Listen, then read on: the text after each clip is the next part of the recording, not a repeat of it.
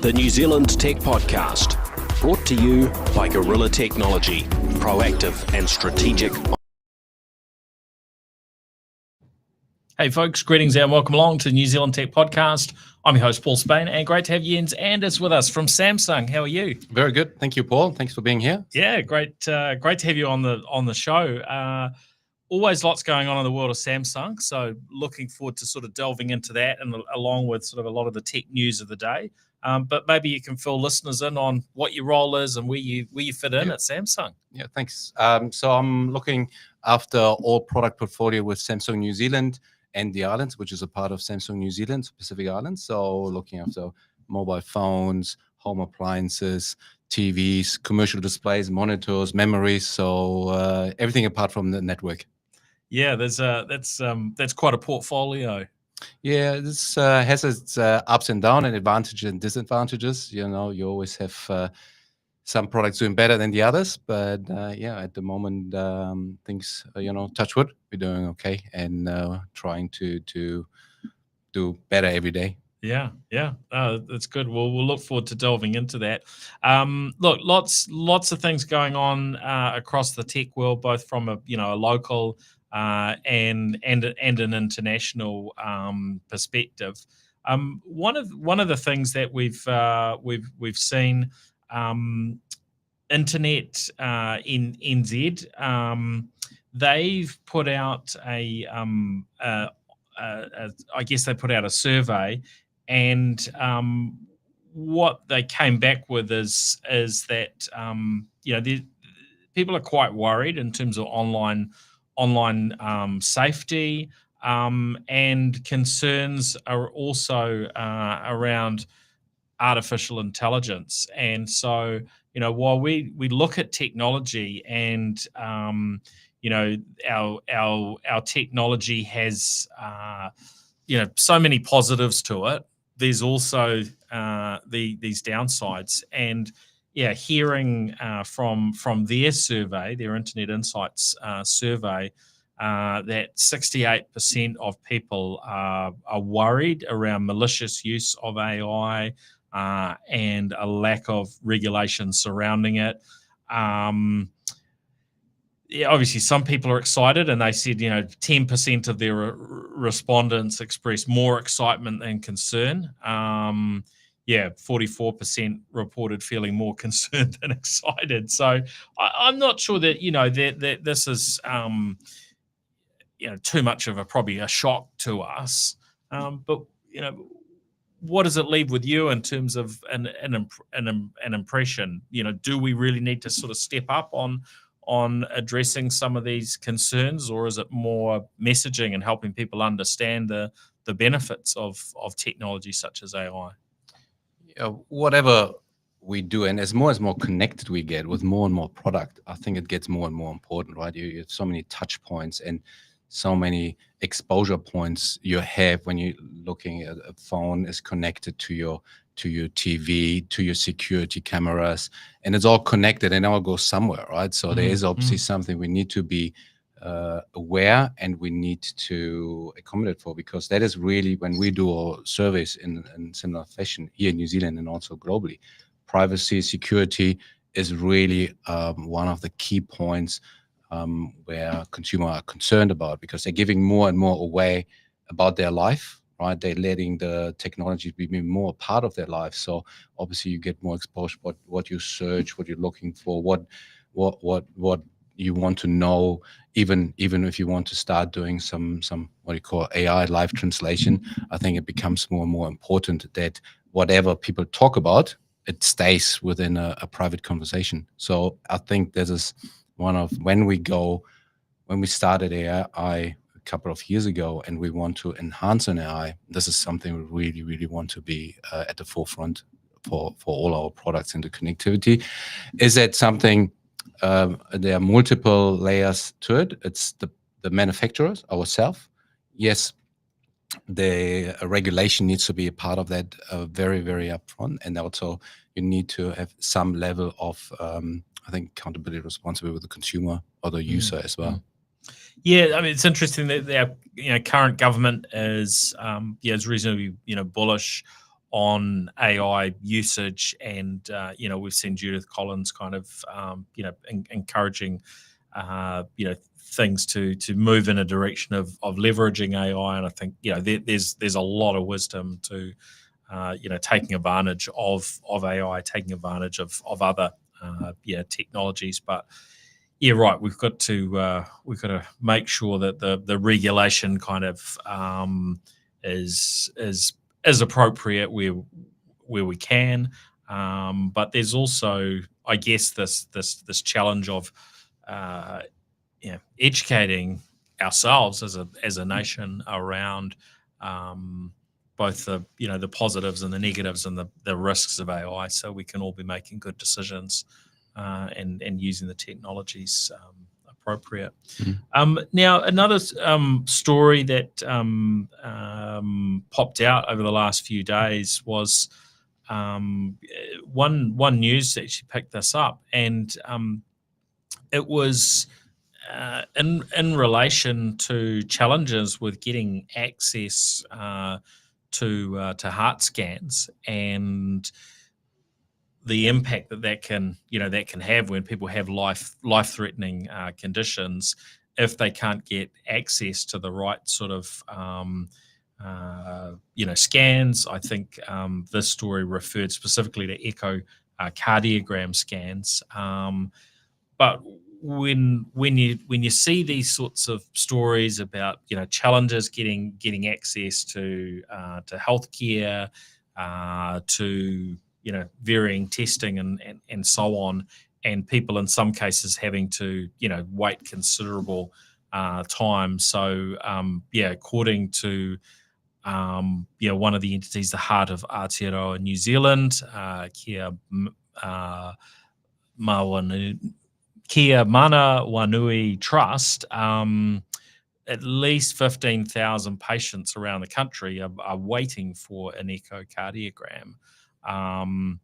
And that can have a play on to sort of, treatment, whether it's cancer or cardiac, treatments. And yeah, these are the sorts of things that leave me thinking, how can we leverage technology better in these cases? And, of course, as a country, we do tend to, step forward and take advantage of new technologies, but, sometimes maybe not as fast as we could.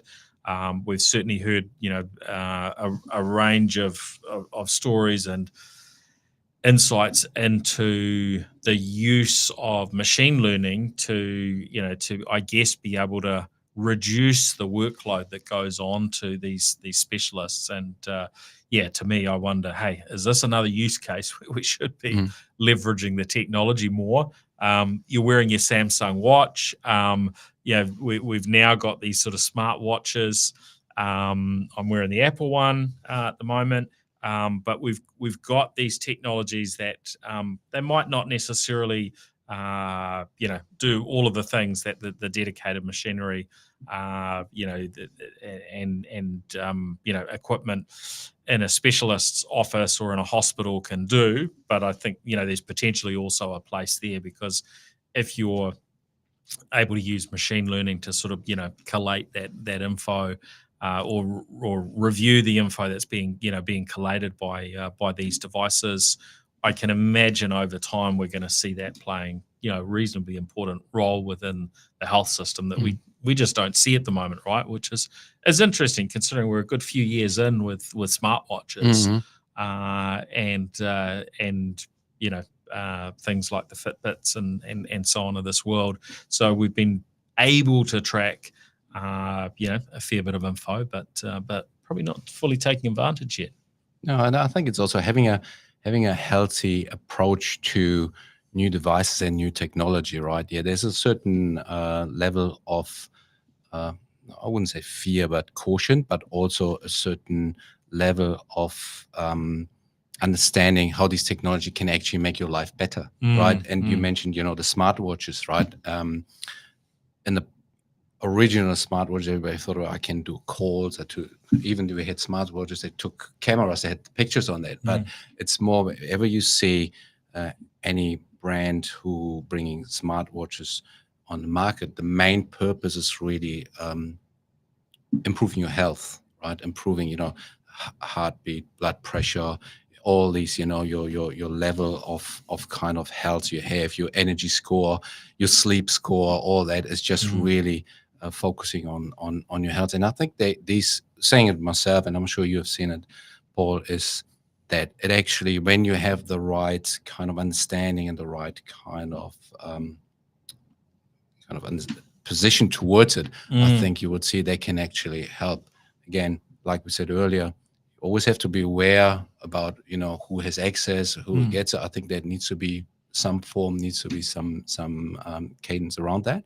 But overall, I think people understand more and more what these devices can do and what kind of information. Because in general, AI, well, how I see it, and hopefully many other people see it, is it should make your life easier. It should give you, I think, information you might not be able to understand yourself, and that health is certainly a part of this, and it will be an even bigger future as we get more and more exposure to health risk in the world, right? You've got on the new Samsung Ring today, and I've had a little bit of a look at that today, and previously, when that was previewed locally a few months ago. How much different, do you think we get from having the different options? Because the smartwatch has been around for a while. They usually need a reasonable sort of level of reasonably regular charging, depending on the vendor. I think it was Huawei's one that had I remember always having kind of the longest battery life. But that their products have largely gone out of vogue in a lot of countries such as New Zealand in recent years. The Ring, how do you find wearing it, and what's been, I don't know how long you've had it, whether you had enough time to need to charge it yet or not? So I had actually, I was a bit skeptical because I'm not kind of in general a jewelry type of person, but I think this is also not where the Ring comes into place. So what I have figured out, that since I have it, because you wouldn't, like you said, the battery life, and you wouldn't normally wear a watch at night because it's a bit intrusive when you lay and you have it there, you're on your side, and it's not ideal. So the Ring, obviously, because it's also quite light, you don't really feel it. And what you do, we call it the watch as a kind of active health. When you do the running, the fitness, you measure it, and it's quite accurate. And the other. So what's it getting? Is it getting sort of a heart rate reading and heart rate, blood pressure, and particular is the sleep score. The sleep score, because it's very accurate. It really measures the amount of how many hours, minutes you have in your deep sleep, how your baby, the temperature, your heart rate during your sleep, and then get some suggestion based on AI. How can you do have a better sleep? Obviously, wouldn't do an easy example. Don't drink so much coffee at night, right? So I drink decaf coffee.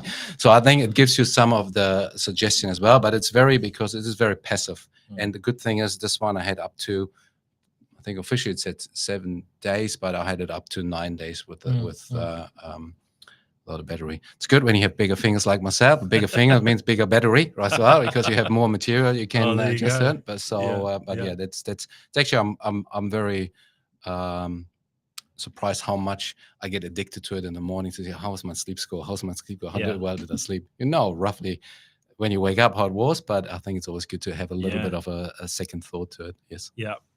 Yeah, I haven't been looking at that recently, although I do usually try and sleep with a watch on to, so I'm tracking that, but it has been a little while since I've gone back and had a look. Although last time I looked, I was sort of, and maybe this is because I have been looking, I've been getting a bit more sleep than I was previously. So there's something to be said for measuring these sorts of things that matter and are important. Yeah, for us it's obviously very good from an eco point of view. So obviously we have, when you look at health itself, you can have all these devices, but how good is actually, talk about the hardware, it's also the software comes to it. Obviously, you have all the health apps and health kind of configuration which help you on your different devices to bring it all together. So obviously, like with the Samsung Health on your phone and watches to really give you a good score and hopefully makes you a more healthier person, right?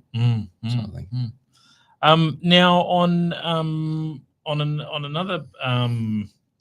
another topic,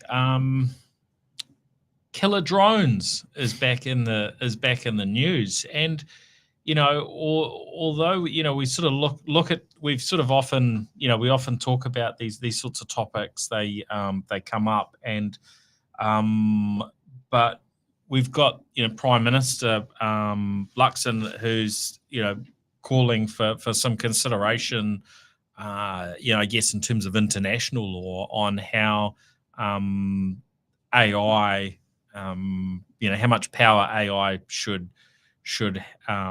have, because of course when we look at some of the wars that are happening internationally, whether it's what's been happening in Gaza, Ukraine, and so on, more and more we're hearing about the role of drones, and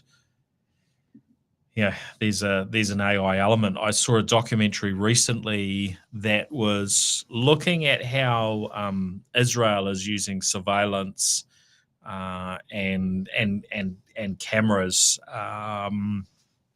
in certain areas, and it was quite intense, sort of the level of surveillance that they're leaning in on.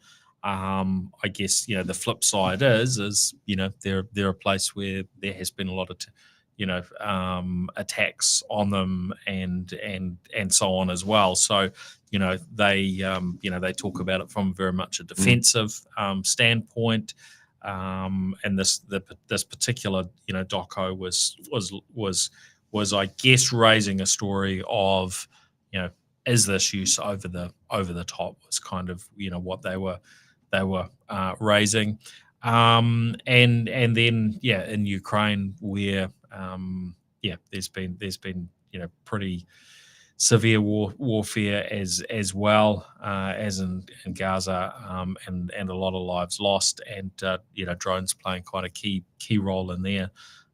So not a particularly light topic, but I think these are actually pretty challenging topics, because on one side we're looking for when it comes to technology, we're looking on technology to help us, but having empathy for people that are on the other side, whether it's people that are police force are wanting to listen into private conversations, and so they can maybe get to conversations that are to do with active crimes or terrorism, or whether it's the use of technology from a defensive or an offensive perspective. There's always going to be those two sides, isn't there? Obviously, it's a difficult topic, and obviously from like you said, I think I was also very surprised how often you hear in these two very, very sad and difficult examples you get, how often the drones become be at the forefront of the news, right? It used to be, obviously, looks like unfortunately they are, and every war you have, the technology is unfortunately a part of it, right? So I think it's obviously something which will have an impact on the affected people, and I think from our point of view, I think without getting too much into the sadness of the story, I think obviously from us, the AI is obviously stays within security of the household, right? And availability, making life easier for these people, and your home for the consumer, right? But it's certainly something you hear more and more in regards to the topic you mentioned earlier. Yeah, and look, I think the reality is technology is going to get used across kind of every sphere. In fact, the New Zealand Defence Force, they invested in these Vector Scorpion drones that they've just had for the last few months, and so close to home, we're looking and investing in in new technologies, I guess across probably just about every sphere. So this is this is the reality of life in 2025, we have to, I guess, encourage some appropriate sort of discourse. And when we know that the New Zealand Defence Force are investing in these things, important that we make sure we're kind of holding our governments to account. But also, we want to stay safe. So it's not a particularly easy one to solve. But at least it is being discussed at the highest levels in this country as to how that sort of thing can be balanced and can be appropriate. As it might come to you for a surprise, obviously I'm not originally Kiwi, so German born. So obviously even back in Europe, there's a lot of obviously things have changed. The tone has changed because of the global nation. So I think even there's more and more comes around, how you also come to on the defense, but how do you protect yourself versus possible risk. So I think there's more and more budget resources going on a lot of these spaces, as sad as it sounds. But I think certainly awareness and I think of these topics needs to be addressed. Yeah, well, I mean, it's interesting to sort of look at Europe and Germany. We've been in an era where the US have kind of been a something of a police force sort of globally. That tide is sort of starting to turn. So we're now seeing probably a lot more consideration to how and where to invest. And I don't think you can look at any country. There'd be virtually no country that's sort of sitting on so much cash that they're not very thoughtful around where they invest when it certainly when it comes to security and defence. So I think what we will see is a continued focus on leveraging of AI and other technologies, as they consider how best to tackle things in the years ahead. Now on to another topic, which isn't completely a million miles away from this. I noticed a headline in The Verge titled, "Is it safe to travel with your phone right now?" And it gave me pause to think a little bit. Well, this is a topic that we've talked about in the past, and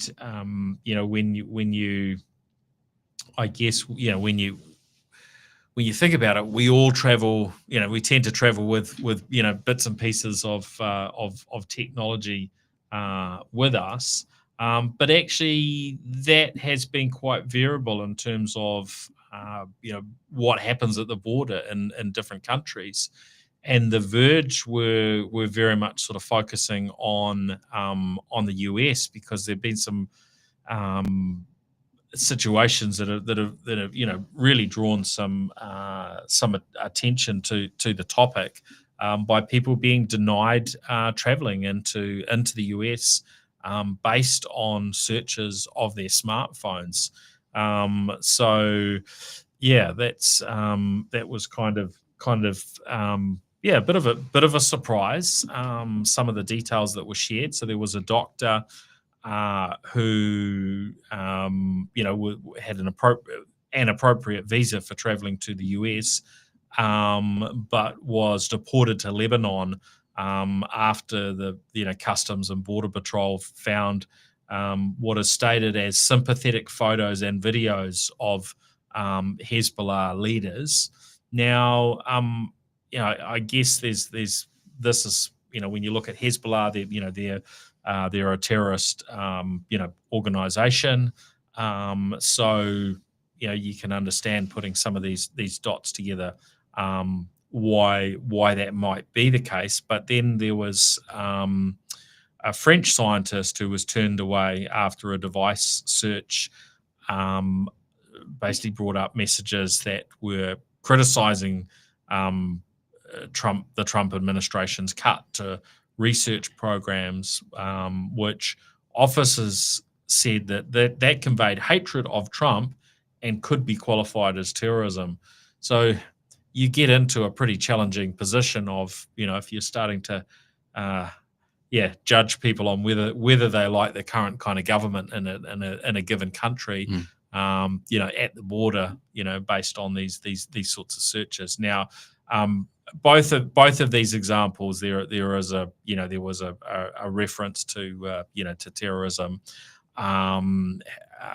which I think look, this is the reason that we have customs and border control. That's one of the reasons. Is that nobody wants to be letting terrorists into their country to potentially perform acts of terrorism. But I guess this comment around what's seen in somebody's phone suggesting a hatred of the government, of a prime minister, and so on. How do you draw those lines? And how does this play out in the future? If this is what's happening in 2025, where could we be in sort of 5 or 10 years in terms of how much do you drill into people's phones? How much do you drill into people's thought lives? How far can the technology kind of go? And does that mean that people are very, very limited in terms of where they travel? I think there's a lot of people that would travel to countries where they don't necessarily agree with the politics or the regime that operates in that country. Especially when you go into the US, I'm sure most people have to come to the US, and how long you have to wait at the border control already, right? When you're lucky, you get out of that in LA to 3 hours. If you add now that additional work for every person or half of the people who come in there, I think you can spend a day at the airport, But like you said, where do you draw the line, right? Well, this is very, it's just a subjective opinion of a border control officer. I don't know. It will be very hard to just have a very fair and transparent and guideline around this, right? Because this is, again, it's you talking people to people. Are there any regulation around this? And we're all thankful for all the work everybody doing versus to protect the population, and I think we need to be aware of this, that there are threats out there which we wouldn't even have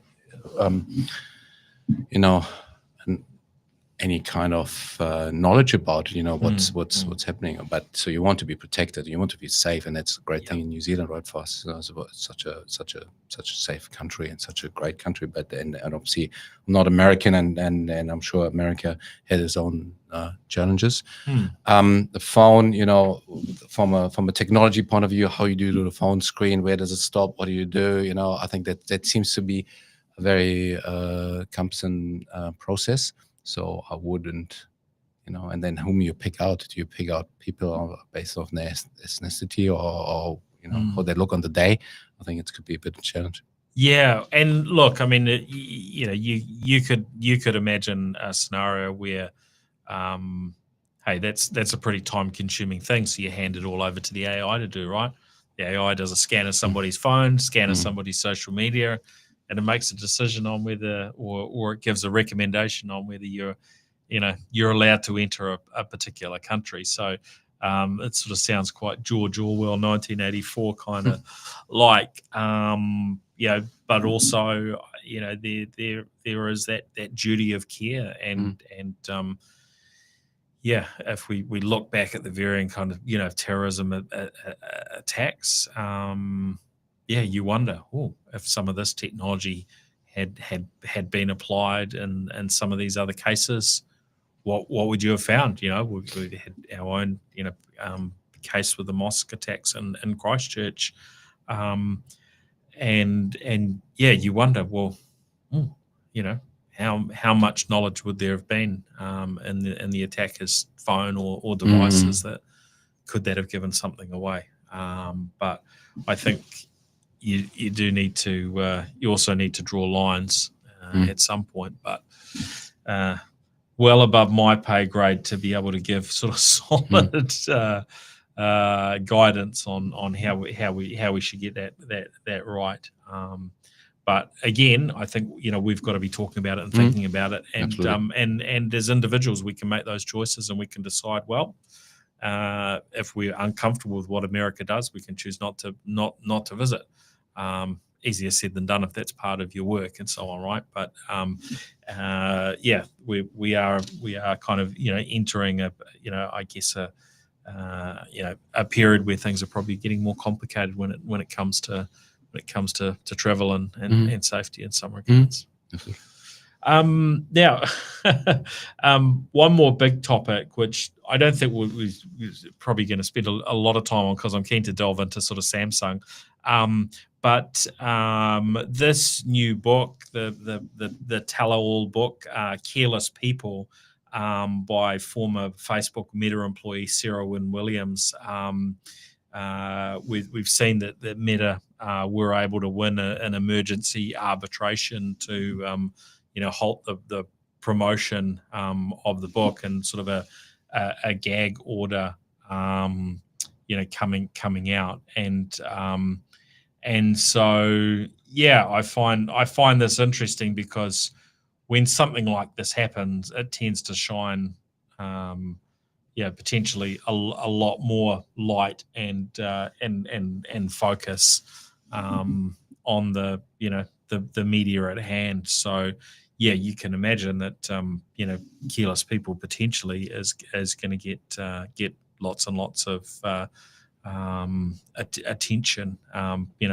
It's already been on the bestseller lists, but by getting blocked, Meta might not actually save themselves any pain and potentially get more pain, right?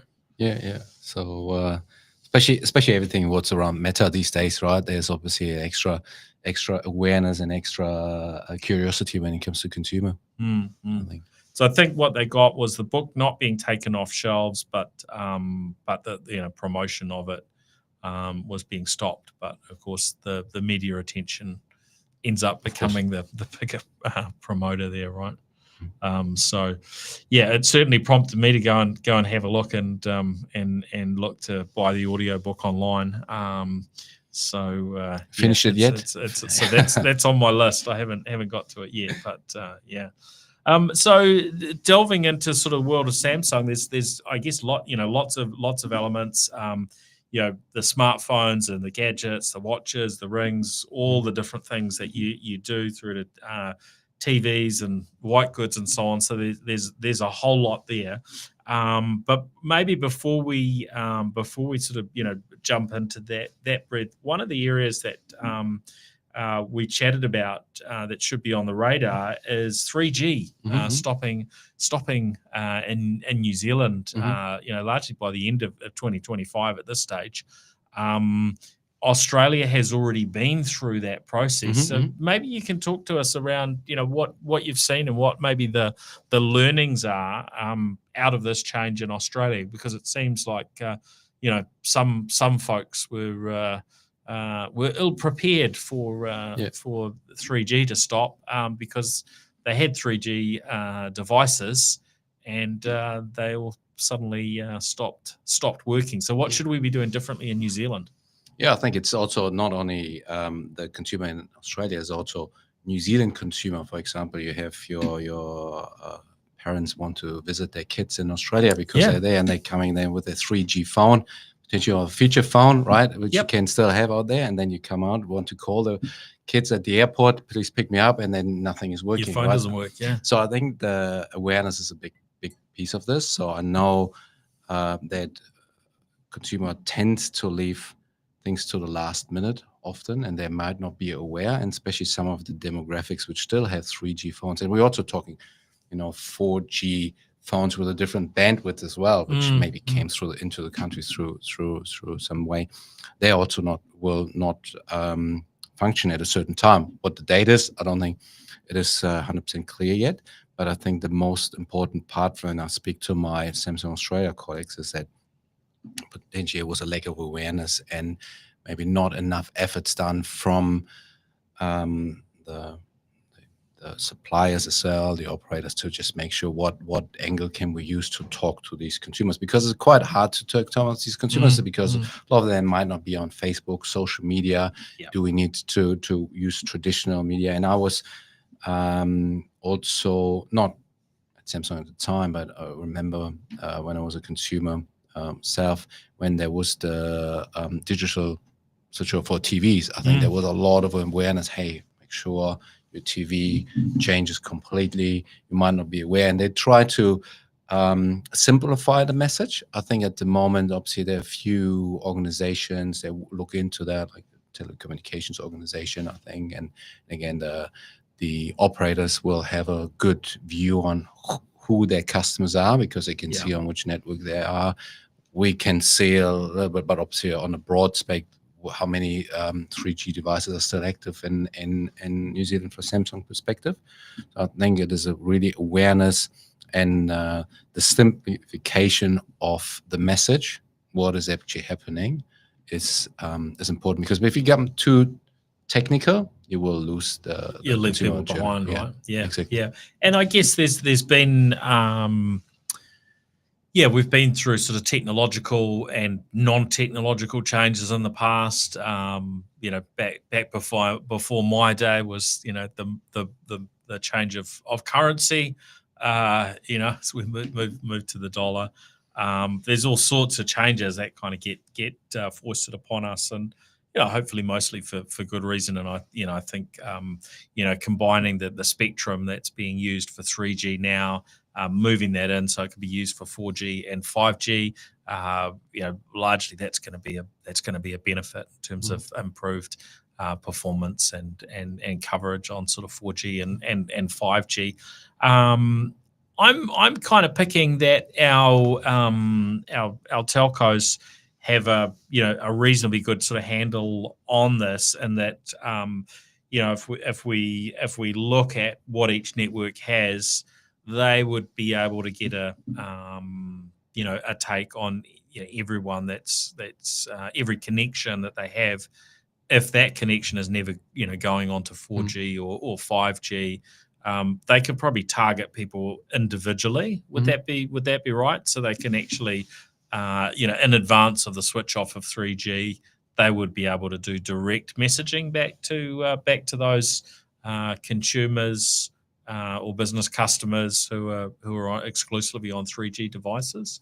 Oh, well, I think from my assumption, obviously, everybody who has most people have a phone and have a postpaid contract, they have a certain connection to the telcos, right? And I'm sure there's some based on data privacy or that there's a certain level of communication which can be done and can't be done, without being too much into the details of that. But obviously, certainly you have a relationship to your telco from that point of view. So I think they're working quite, and we're working with all of them together. What can we do to help as well? So because obviously it also comes back to us when somebody can't use their Samsung phones. They don't really know, is it the network? Is it the software, the hardware, the network? So obviously it comes back to us as well, and we want to have a very smooth process in there as well. If everybody goes at the same time, you have a lot of people then suddenly don't know what's going on, and they trying to call. Sure, maybe they still have a landline at home.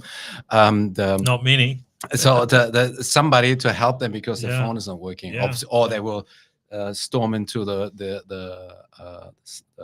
tackle stores and the malls and trying to sort that out. But ideally, can maybe pull that kind of demand forward so it's a bit more smoother, right? Rather than everything comes at one day or 1 week, because that would obviously be mayhem. We're not always very good in New Zealand, and I don't know how it is elsewhere in the world, but of doing these things in advance. And you often hear about it with concerts and so on, and it gets up to quite the last minute before the a lot of people buy their tickets for varying reasons. And I went to the Black Caps game versus Pakistan on Friday at Eden Park, and it was sort of the same thing. We were bouncing around the idea of going, and there wasn't any particular pressure. There was plenty of space, so we bought our tickets.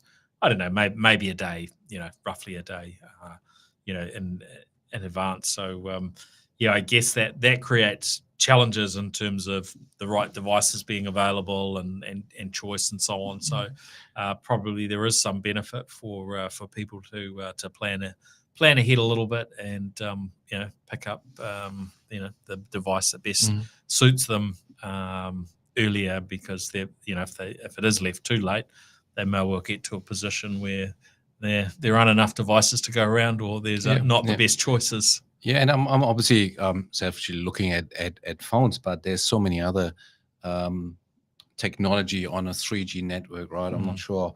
Garage door openers, health equipment, there's so many more to it which are connected to a network than only phones, right? Yeah. Is everybody aware of these other products out there which are 3G enabled? So I'm not sure if, as I said, there's a lobby group or any kind of group looking more details into that, because I know it was like this when TV switched over. Yeah. So I'm just hopefully everybody can listen today, making sure you shout it out loud from the rooftop that there's something happened, so everyone that know they still, maybe if you still see a feature phone running around somewhere, maybe remind these people it's a good time to switch. Yep.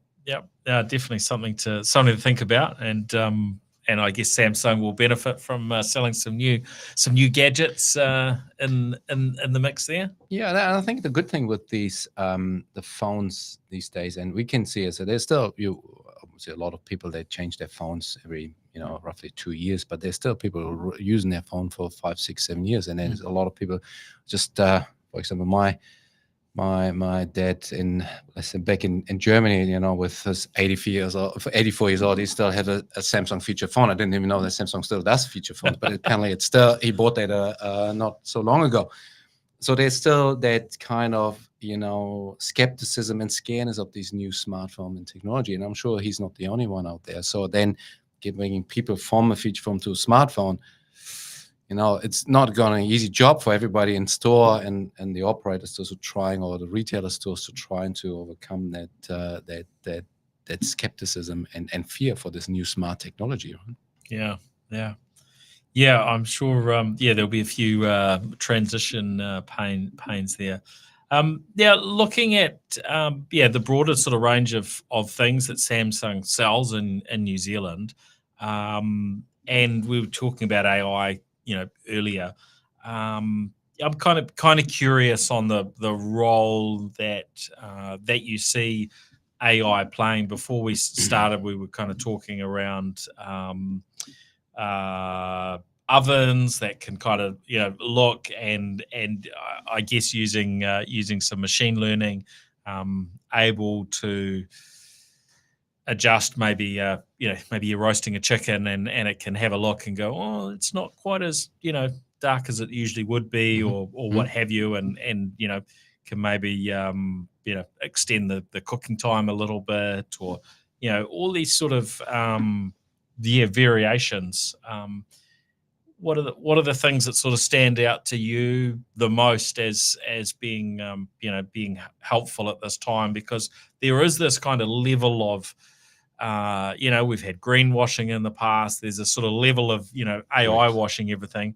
Yeah. We've got a coffee machine here that was touted as using AI in order to, I think it was sort of get the right pressure on the coffee when it does the tampering, and then and also sort of measuring whether you've got the right amount of coffee. Now, I guess you could kind of, you can maybe, call a bit of, simple machine learning. That's AI. But AI is not necessarily the title you would apply. And of course we're not that far into these sorts of technologies sort of being applied. But what's taken your attention, you think, are kind of the best use cases of AI within consumer electronics and tech? I'm so glad to add to that, because the earlier AI topics were a bit heavy, right? So I think there comes a bit more where I can add a little bit more value to it. I think it's like you said, AI washing was, you mentioned that, and it's really important because we had consumers earlier when we started. Oh, we now have to see the family hub fridges now with AI, and then people are saying, "Oh, AI for fridges, washing machine, really?" Right? So are you not taking it a bit too far? But it's kind of how we want to segment it. You obviously have what you call the generative AI. So I generate content based on some other sources, historic learnings I have, like the language, the videos. I generate a video based on some input I have. I generate a text. I generate a song. I generate a poem. So I think that's quite, people are quite aware of this. But, and especially when it comes to looking after white goods and the TV as well, it's the what we call predictive AI. So what I mean with predictive AI, like the products we have with fridges, washing machine, and ovens and vacuum cleaners to a certain level of product portfolio, they have sensors. There's sensors. As an example, simple example is the washing machine. You put in your fabric into the washing machine. The sensor recognizes what kind of fabric that is, senses how dirty that is, and then gives you the ability. It just gives you a suggestion, predicts this is the right washing cycle. This is the right detergent you need, because these days the washing machine, you don't put detergent to have the auto dispenser. It just gives you the right amount of water you have to use and the right amount of energy you have to use. And so I think this is a really good examples how AI can help. You're doing the right choices and you save a lot of money as well by not using enough water or energy. Right? And I think this is where the family hub fridge, for example, a fridge who can have sensors and recognize the food and just gives you a message on your phone, hey, before that date, use that bacon because it's going to be over because you can't use it anymore. Or it recognizes you have a chicken and a lemon in your fridge and say, oh, maybe when you want a recipe, maybe lemon chicken, right? That's what you have in there. And you mentioned the oven and even vacuum cleaners who sensor the ground, the floor, the fabric, the whatever hard floor you have, and giving you the right adjustment. I think there's a big part, and it also generated very strong in Europe because the energy costs and gas prices, and they have gone through the roof. Crazy, yeah. And what they had to do, because your home appliances are one of the key contributor to your energy bill. How can you, on top of your normally energy rating, how can you help AI to really save you some money and some energy? So we have good partnership with some big energy companies in New Zealand. So we also want to use it to the next level. How then on the app can say, this, which things is already there, but every next level, this is the time you should use your cycle, your washing, right? This is the time when you use the most energy. I think really making it easy for the consumer and also helping to save some costs as well. Yeah. So again, generative AI, predictive AI, this is where we kind of put it into these buckets. Yep.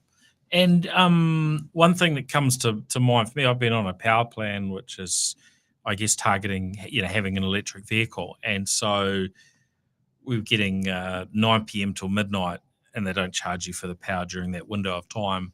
And I always feel guilty if I'm, putting on, washing machine or dryer, and it's 8:30, but I'm thinking, will I remember to do it later? I guess probably the technology is there to pick a start time and so on. Yes, of course. Yes. These days, so you've got that sort of intelligence, and I guess as time goes on, those dots will kind of get joined up, so it'll know what power plan you're on and can maybe adjust or at least give you the option to delay the start until you're on a kind of a lower rate, whether it's a free rate or a discounted off-peak rate or what have you. I think the good thing is, and I'm 100% aware of Meta, the Meta universe, with all the brands being a part of that ecosystem, like the Arlo, Eufy, Samsung. So you can bring it all together as well, and then obviously you have your predetermined kind of scenarios, right? You came home the lights go on automatically when the heater goes on and off, and then you Yeah. could do the same. You add the washing machine to it as well. So okay. we talk then it goes from AI, because a lot of people think AI is also connected home, but connected home is a completely different story as well. Yeah. So that's always something we have to be aware of as well. Yeah, that's a good point. So yeah, that's probably a good thing to be thinking about is the role of technologies such as Matter, that allow you to have those smart home devices all linked up. That was interesting around the fridge being able to let you know what's kind of going on in the fridge. So how far down that track are you at the moment? What are the current kind of it's already out there. So it's already out Yeah. there. So the examples I made, it's already out there in a high number of products.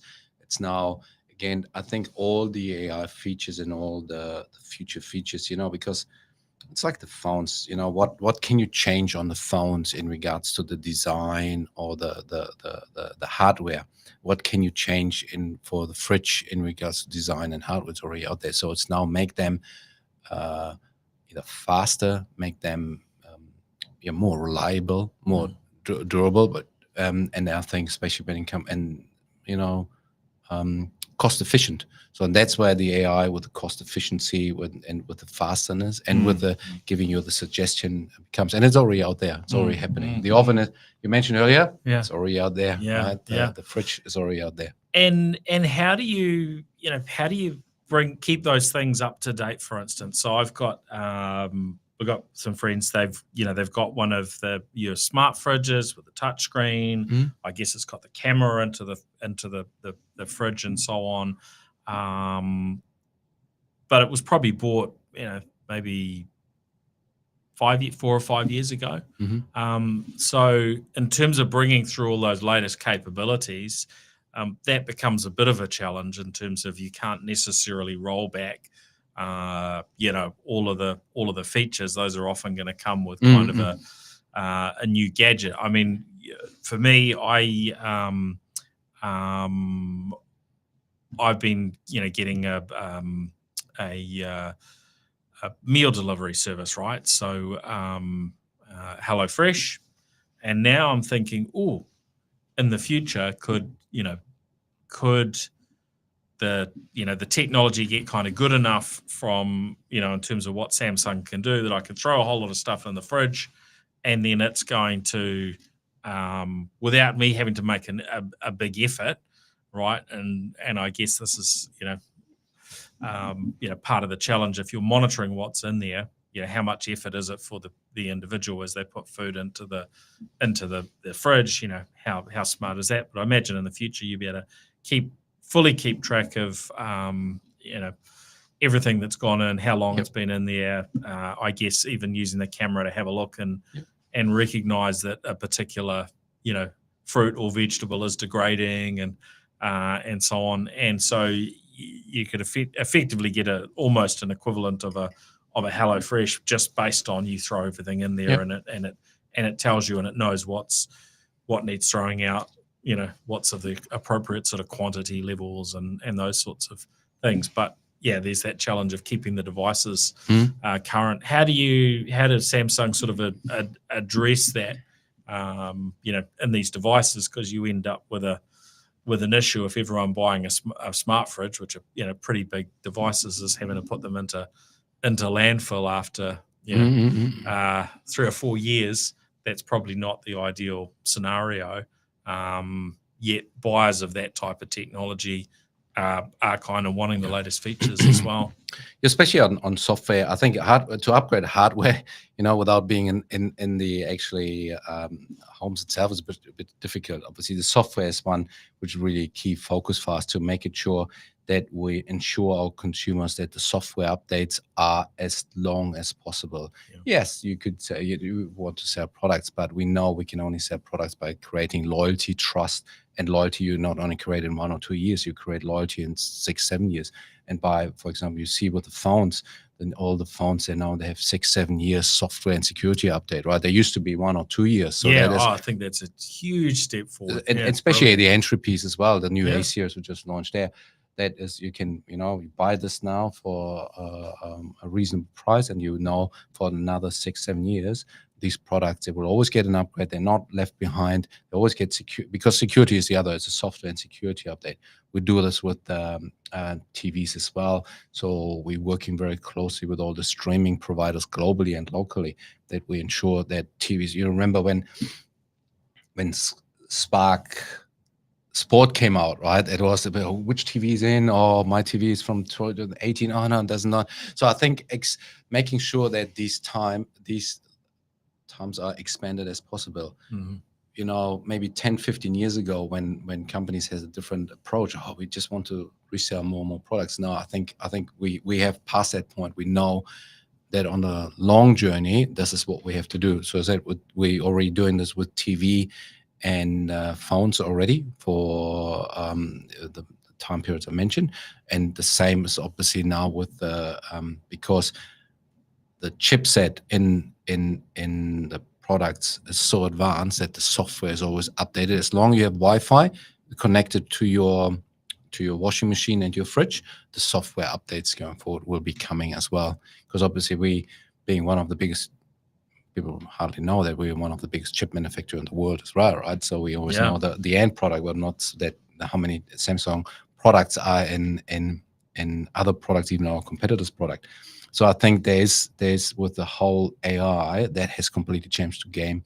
So you will be able also going forward to upgrade the software in any of the products which are AI enabled.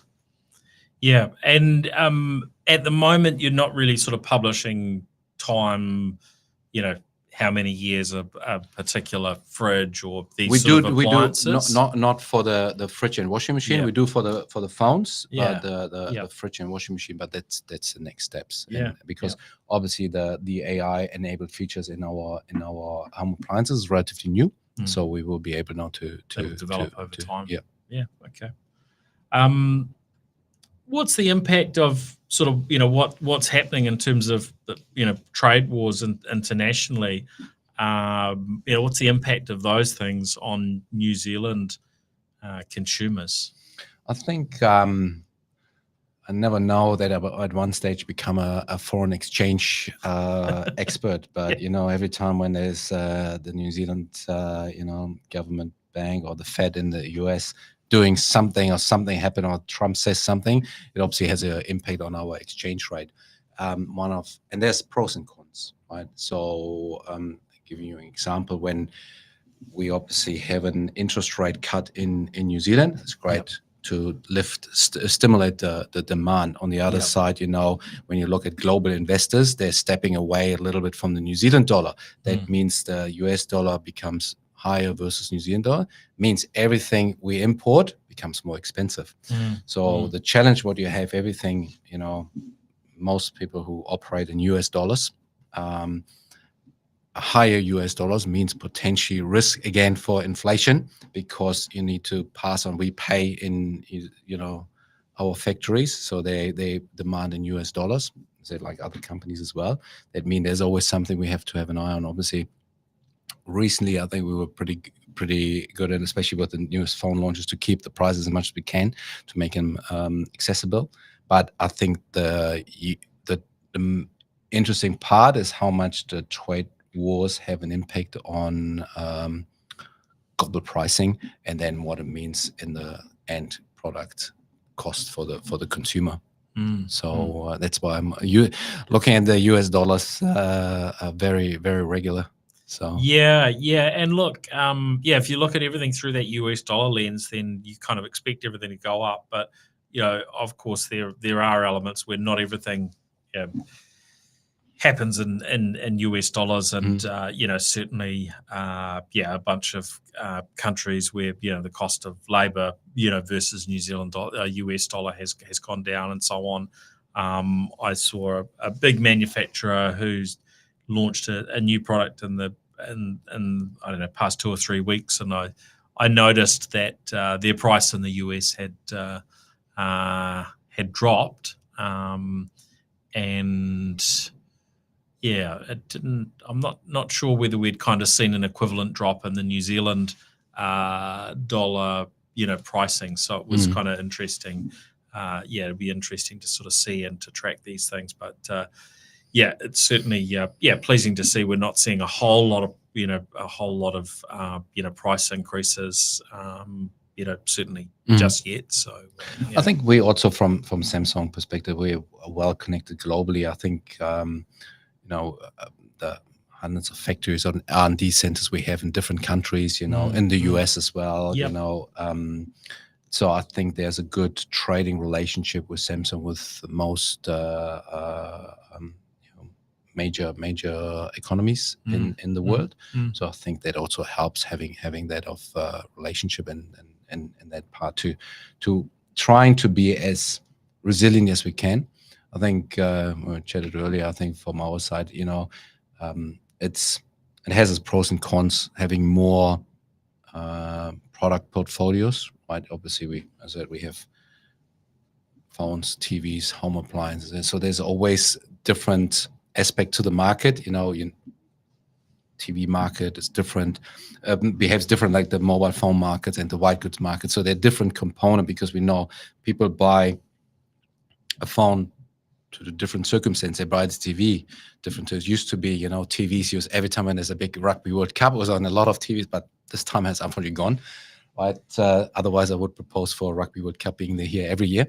But then obviously home appliances is all very strongly linked also to the construction industry, because we know a lot of people buy new fridges, new ovens, new washing machines when they either renovate or they buy a new house. Sure. Right? So I think that's a big part of that as well. Interesting. And we haven't seen the same uptake on buying new homes probably. The current economy. That's probably about all we can squeeze in for this week. Is there anything major that we've missed that you wanted to touch on? No, I think we touch on most of that. I think from our point of view, I think it was obviously the economy, like everybody would have felt it over the last few years. But everyone I speak to, there's some light at the end of the tunnel where people say, hey, we can see, obviously we're dealing a lot with retailers, with operators, they feel it's still tough out there, but things seems to look much better, and what we can start seeing as well from our side. So I think especially technology, where we know that evolves every day, every week, every month, right? I think that's a good industry to be in, and I'm sure there will be more and more little gadget I can show you going forward. Yeah, I'm sure it's not going to stop anytime soon. Oh, well, great to catch up, Jens. Thank you, Paul. Thanks for joining me on the New Zealand Tech Podcast. Of course, also a big thank you to our show partners, to 1NZ, 2 Degrees, Spark HP, and Gorilla Technology. For those that have been watching the live stream, do make sure that you track us down on your favorite audio platform, be that Spotify, Apple Podcasts, or any of the other podcasting platforms. And of course, if you've been listening to the audio, then make sure you're following us on the likes of YouTube or LinkedIn and the other platforms that we'll often also stream video on. So, thanks everyone, and thank you. Thanks again, Jens. Thank you. All right. Cheers. Thanks. The New Zealand Tech Podcast, brought to you by Gorilla Technology, proactive and strategic IT.